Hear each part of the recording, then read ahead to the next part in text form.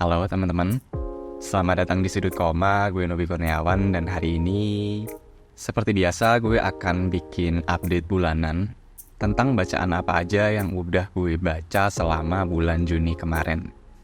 Yes, ini adalah June Wrap Up dan seperti yang udah kalian tahu dari judul video ini, di bulan Juni kemarin gue baca komik lokal doang. Well, mostly komik lokal doang. Dan ranahnya lebih ke komik indie juga. Mungkin pertama-tama gue mau ngejelasin soal itu dulu kali ya. Tentang kenapa buku-buku yang gue baca di bulan kemarin tuh cuma komik aja.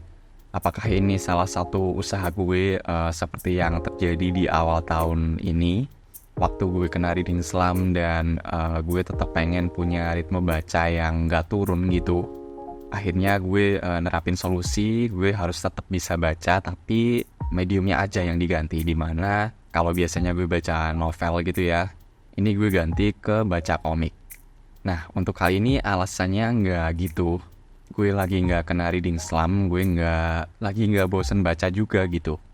Nah kalau gitu kenapa dong gue cuma baca full komik aja di bulan Juni kemarin? Jawabannya adalah karena bulan Juni gue hektik banget. Bulan Juni kemarin jadi bulan paling sibuk. Entah itu tentang kerjaan utama gue, entah itu soal freelance gue, atau entah itu untuk urusan pribadi gue. Yang jelas bulan Juni kemarin tuh kayak dikeroyok gitu. Bener-bener udah capek di kerjaan utama, terus pulang kerja gue masih harus ngerjain kerjaan freelance. Kemudian pas weekend gue akan ada acara pribadi, gue akan ketemu sama temen atau siapapun itu, keluarga. Karena ya gue sempet mudik bulan ini. So jadi gue bener-bener gak ada waktu dan gak ada tenaga buat baca novel yang relatif jauh lebih tebal daripada bacaan-bacaan yang akan gue sampaikan ke kalian. Tapi masa iya sih gue gak baca novel sama sekali? Masa iya gue gak nyentuh satu buku pun?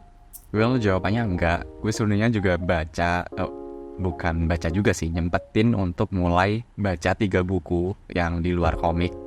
Gue ada baca 1 buku non-fiksi, 1 buku novel, dan 1 buku sastra. Tapi ya gara-gara kesibukan gue tadi, jadinya ketiga buku itu gak bisa gue selesaikan di bulan Juni kemarin. Mungkin akan masuk ke wrap up bulan Juli nanti.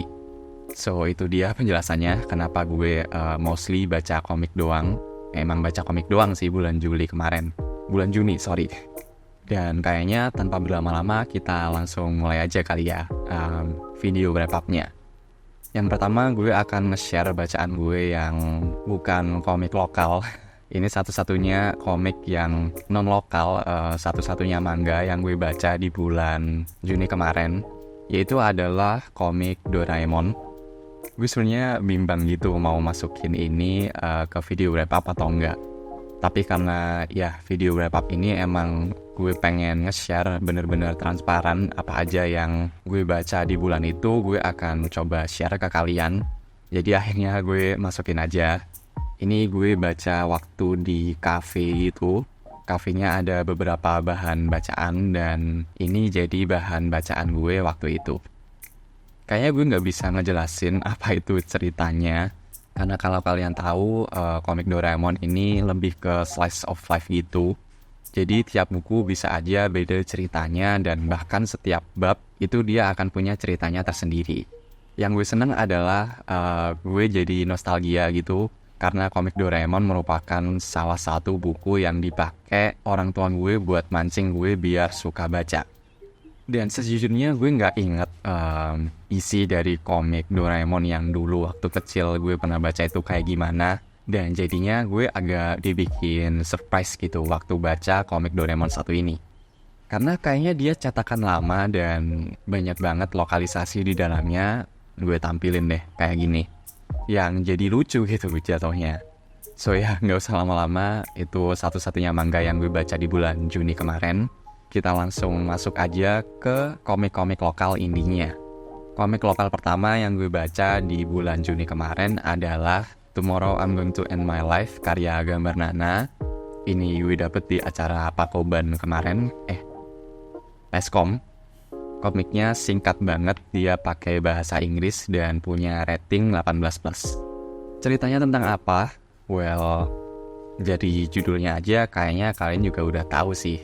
Dan karena komik ini komik singkat dan kebetulan kalau ada kesempatan gue mau ngebahas komik ini di satu video khusus, jadi kayaknya gue nggak akan terlalu banyak ngomongin soal komik ini di sini. Yang jelas gue mau infoin kalau kalian tertarik sama komik satu ini, dia kayaknya kemarin udah dibuka pemesanan online-nya di Tokopedia. Untuk jelasnya kayak gimana, kalian bisa langsung cek aja Instagramnya Mbak Nana, dan segera bawa pulang komik pendek satu ini. Yang jelas ini worth it banget. Gue suka dan gue yakin kalian juga bakal suka bacanya. So ini dia komik pertama. Komik kedua yang gue baca adalah komik dari Ahmad Fadli, yaitu Banaspati. Dia ada 3 volume dan kebetulan langsung tamat. Ini adalah salah satu judul dari Raga Sukma ya, sudah selesai, sudah tamat. Jadi kalau kalian penasaran sama komik-komiknya Raga Sukma dan gak pengen nunggu lama gitu ya, buat nunggu kelanjutan volume-volume selanjutnya, gue akan ngerekomendasiin buku ini ke kalian. Buku ini menceritakan kisah tokoh utamanya yang merupakan seorang bounty hunter. Dia merupakan keturunan terakhir dari klannya, dan kita akan mengikuti perjalanan kisah aksi dari pendekar satu ini yang akan melibatkan tentang klan Banaspati dan bagaimana dia menjadi keturunan terakhir klan tersebut, dan ada juga unsur cerita revenge di dalamnya. Again, gue berencana untuk bikin video khususnya. Yang jelas gue pengen baca komik satu ini tuh sebagai appetizer sebelum gue baca judul komik dari Ahmad Fadli lainnya, yaitu Rajasa. So ya, komik kedua, sebuah appetizer yang baik, Banaspati. Komik ketiga yang gue baca di bulan Juni kemarin adalah satu komik pendek dari salah satu komikus favorit gue di Indo, yaitu Sang Kucing Yang Menggonggong karya Brian Arfiandi. Nah, si Brian ini kayak bikin sebuah brand gitu, sebuah label, sebuah penerbitan indie yang berjudul Outman dan Panda Press, dan ini merupakan produk pertamanya.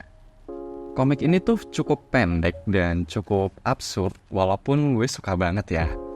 Tapi hal tersebut juga yang bikin gue agak bingung gitu buat ngejelasinnya ke kalian.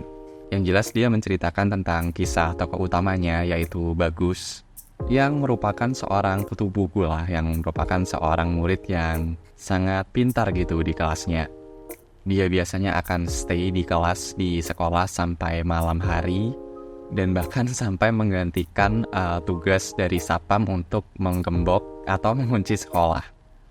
Nah, sampai suatu hari si Bagus ini dalam perjalanan pulangnya bertemu dengan seekor kucing yang menggonggong, dan dia cerita berangkat dari sana. Gue beneran gak bisa ngedeskripsiin komik satu ini. Yang pasti gue suka, dan mungkin kalau kalian suka dengan judul-judul Brian yang lain, kayak contohnya Code Helix mungkin, atau yang udah gue bahas kemarin, Hati Namo, kalian juga pasti akan suka dengan judul satu ini. Yang gue suka di sini adalah satu kalimat yang ada di cover bukunya, yang bertuliskan buku cetak tidak pernah dan tidak akan pernah salah. Sebagai orang yang lebih suka baca buku cetak, ini kalimat ini gue suka banget sih. So ya, komik ketiga, Sang Kucing Yang Menggonggong. Judul keempat yang gue baca di bulan Juni kemarin adalah Pusaka Dewa dari volume 1 sampai volume 4. Seperti yang udah gue jelasin di video book haul komik Para kalau nggak salah. Ini merupakan satu judul passion project-nya Mas Weta yang dia akan tetap kerjakan walaupun mungkin akan lama, walaupun mungkin nanti audiensnya nggak banyak, dia akan tetap ngerjain judul satu ini. Dan setelah gue baca komiknya, kerasa banget sih kalau ini emang bener-bener passion project-nya dia. Gue nggak akan atau belum akan mereview komik satu ini atau bikin video khususnya gitu. Kenapa? Karena komik ini belum tamat, dan untuk komik yang gue bahas di Sudut Koma ini, gue akan usahakan kalau komiknya emang bener-bener udah selesai. Jadi mungkin gue akan ngomongin komik satu ini di sini aja. Pusaka Dewa ini merupakan sebuah kisah yang bertempat di dunia persilatan gitu ya. Sebenarnya kalau boleh jujur, gue masih belum tahu apa main story-nya di sini, cerita utamanya nanti akan diarahkan kemana dan bagaimana gitu. Karena dari keempat volume ini masih terpecah-pecah nih antara kisah tokoh ini, kisah tokoh itu, kejadian ini dan kejadian itu. Dan ya mungkin benang merahnya belum benar-benar jelas terlihat gitu. Tapi walaupun begitu, gue udah suka banget sama semestanya. Dunia di Pusaka Dewa ini kaya banget somehow. Gue bisa dapet itu hanya dengan baca keempat volumenya aja, yang relatif tipis ini. Beneran deh, semestanya tuh gila. Mulai dari pendekar-pendekarnya, kemudian ada acara keris tanding di dalamnya. Dia semacam kompetisi bertanding untuk merebutkan keris gitu. Kemudian gue juga suka banget sama konsep Dwi Raga di sini, yaitu setengah manusia dan setengah hewan. Gue suka banget sih. Gambarnya oke, actionnya dapet banget. Ya, apa yang kalian harapkan, ini komiknya Mas Weta Kartika. Dan kalian akan dapat gambaran-gambaran hutan yang soothing banget menurut gue. Karena memang ini merupakan satu aspek yang bikin gambarannya Mas Weta tuh excel banget gitu dari yang lain. Gambar alam dan hutannya, dan di komik satu ini tuh penuh akan hal itu. So far belum kelihatan benang merahnya. Konflik-konflik yang kita dapat hanya di seputar keris tanding tadi dan pembunuhan beberapa empu-empu dan pendekar yang sudah melegenda gitu. Dan ya, gue akan sangat menantikan kelanjutan dari komik Pusaka Dewa ini. Kemudian untuk judul terakhir yang gue baca di bulan Juni kemarin adalah komik Desa Timun volume 1. Ini merupakan komik anak-anak yang sebenarnya gue beliin buat adik gue. Untuk ceritanya kayak apa, gue akan bacain sinopsis di belakang komiknya. Cila, Cili, dan Cilo berhasil bersembunyi dari kejaran ayam yang tertipu bola yang mereka lempar. Tapi ternyata di dalam semak-semak tempat mereka bersembunyi ada sosok yang lebih menakutkan daripada ayam. Yuk baca kelucuan Cila, Cili, dan Cilo di komik Desa Timun.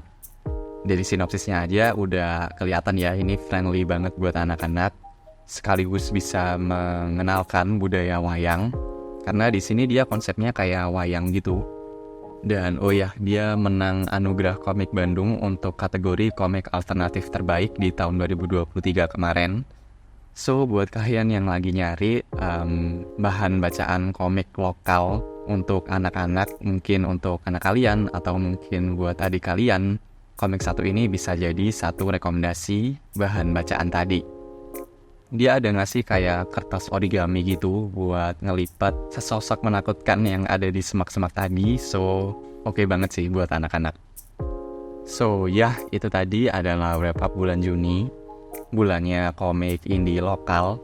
Gue seneng banget sih karena walaupun gue hektik banget di bulan ini dan gue gak sempat baca buku-buku yang biasanya gue baca, tapi akhirnya gue bisa menghabiskan komik-komik lokal, komik-komik indie lokal yang gue beli di beberapa waktu terakhir. Dan kesemuanya gue suka gitu. Ada sebanyak ini, gila banget. So mungkin itu aja. Gimana dengan kalian baca berapa buku bulan Juni kemarin? Apakah ada di antara kalian yang baca komik lokal juga? Bisa komen di kolom komentar bawah. Dan seperti biasa, terima kasih sudah dengerin. Gue Novi Kurniawan dan sampai jumpa di halaman selanjutnya. Thank you.